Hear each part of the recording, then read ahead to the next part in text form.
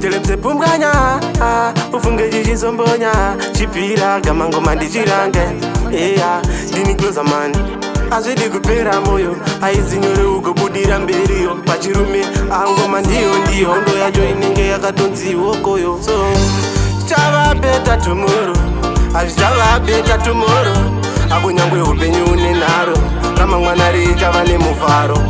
azvichava beta tomorrow azvichava beta tomorrow akunyangwe upenyu une nharo ramangwana richava nemuvharo nekuti upenyu irwendo pamwe pacho unotoona ndondo sandinyore kuti ugopuwa sando mwana mai unodikidira kune chando upenyu unorema mwana mai utoshanda wakagwinya pamwe pacho tinenge tichizombonya mangoma yedu tinenge tichipumbwanya tinenge isu tatozvipira ukanyarara unenge watosarira isusu zimbabwe yese yakutivharira ngoma dzangu ndidzo dziri kurira so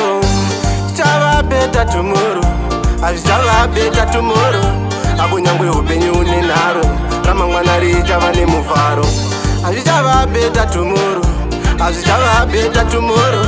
akunyangwe upenyu une nharo ramangwana richava nemuvharo kubudirira kunazera aungapushi ndima wakarara wangu usada kurarama berera pachirume wangu wondoshingirira so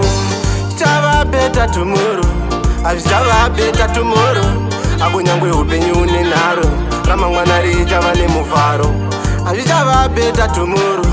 azvichava beta tomorrow